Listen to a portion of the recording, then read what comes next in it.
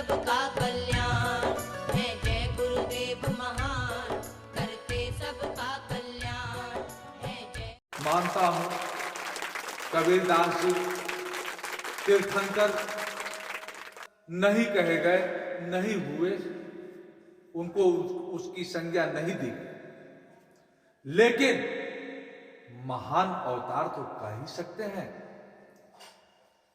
एक जुलाहे के परिवार में जन्मे कबीर एक महान विचारक, महान दार्शनिक एवं उनकी कही हुई हर बात आज के भी समय में प्रासंगिक है। सत्य वेदांत से ली गई यह कहानी कबीरदास जी के जीवन से संबंधित है। कबीरदास जी का स्वभाव था, वह दिन भर कपड़ा बुनते थे और हंसी मजाक नाच गाने उनके यहां दिन भर चलता रहता था, जिसके कारण लोगों का जमावड़ा, लोगों का वहां उपस्थित रहना जारी रहता था। 200, 400, 500 लोग कबीरदास जी के यहां हमेशा उपस्थित रहते थे और जो लोग भी आ जाते थे कबीरदास जी कहते थे बिना भोजन किए यहां से नहीं जाना है, भोजन करने के उपरांत ही जाना है। अब सोचिए ना कैसे थे कबीरदास जी, उनके पास क्या था? एक गरीब जुलाहे तो थे,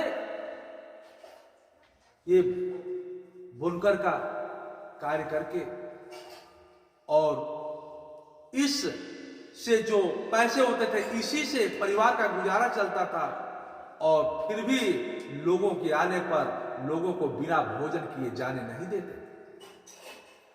हुआ ऐसा ही, एक दिन 200-300 लोग आए थे, प्रवचन चल रहा था। फिर कबीरदास जी की पत्नी को चूंकि जानती थी कि इनको भोजन तो कराना ही पड़ेगा, पीछे की दरवाजे से जहां से सामान आता था उस बनिए के यहां उस दुकान पर गई। बनिए से कहा कि 200-300 लोग हमारे यहां आए हैं, कबीरदास जी उनको बिना भोजन कराए तो भेज नहीं सकते, भोजन की व्यवस्था करिए, उनके लिए चावल, आटा, तेल वगैरह की व्यवस्था करिए, दीजिए। तो बनिया भड़क गया, बहुत हो गया, अब मैं कहां से इतना लाऊंगा? कबीरदास की वजह से क्या मैं अपना व्यवसाय चौपट कर लूं? उधारी की भी सीमा होती है, कोई इतना उधारी भी लेता है, मुझसे नहीं दिया जा पाएगा। तो कबीरदास जी की पत्नी ने कहा कुछ भी कर लो, उधार तो देना ही पड़ेगा, इज्जत की बात है, मैं किसी तरह से पीछे के दरवाजे से आई हूं।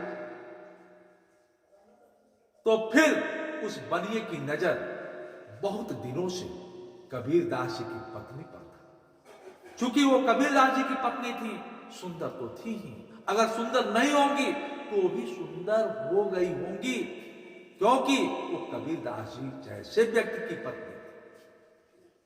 अब वो बनिया कबीरदास जी की पत्नी से कहा कि अगर तुम आज रात को मेरे पास सोने के लिए तैयार हो जाओ तो मैं तुम्हें उधारी दे दूं। तो कबीरदास जी की पत्नी ने कहा कि क्या यही बात है, इतने के लिए इतना सोच रहे हैं, तो यही बात तुम पहले क्यों नहीं कर दी? ठीक है, दे दो। वो थी तो कबीरदास जी की पत्नी, वो ऐसे महान विचारक की पत्नी। अरे जब यही बात ही ये कह दिए होते तो बहुत पहले ही तुम्हारा सारा कर्ज हम लोग चुका चुके होते, मैं तुम्हारे पास आ गई होती। जब इतनी सी बात थी तो पहले क्यों नहीं? दो सामान, मैं आ जाऊंगी आज ही रात। फिर बनिए ने सामान दिया, कबीरदास की पत्नी सामान लेकर चल गई। घर जाने के बाद फिर शाम को वर्षा होने लगी। कबीरदास जी की पत्नी सजी सवरी पूरी तरह से तैयार हो गई। तैयार होकर बनिए के यहां जाने की स्थिति में जब हो गई और वर्षा होने लगी तो फिर कबीरदास जी ने देखा और उन्होंने पूछा, क्यों इतना सजी सवरी हो? तो कबीरदास जी की पत्नी ने कहा, तुमसे क्या छुपाना। सज्जनों सोचिए, कबीरदास जी की पत्नी ने कहा, तुमसे क्या छुपाना, मुझे बनिए के यहाँ उसके पास सोने जाना है। यही तो प्रेम है, जहां कुछ छुपाया ना जाए, जहां किसी के बीच कोई छुपा हुआ चीज ना हो, उसी को प्रेम कहते हैं। जहां छल हो, कपट हो, झूठ हो, वो प्रेम नहीं होता। जहां सत्य न बोली जाए, वह प्रेम नहीं होता। जहां कुछ न छुपाई जाए, वही प्रेम होता है। यही तो है कबीरदास जी की पसंद। तो फिर कबीरदास जी ने देखिए क्या कहा। कबीरदास जी ने कहा कि तुम इतनी सजी हो और बारिश हो रहा है, इस बारिश में जाओगी कैसे? चलो मैं तुम्हें छाते में छुपाकर लेकर चलता हूं। फिर कबीरदास जी अपने पत्नी को उस बनिए के घर छुपाकर छाते में लेकर गए और वहां पहुंचने पर उसके मकान के बरामदे में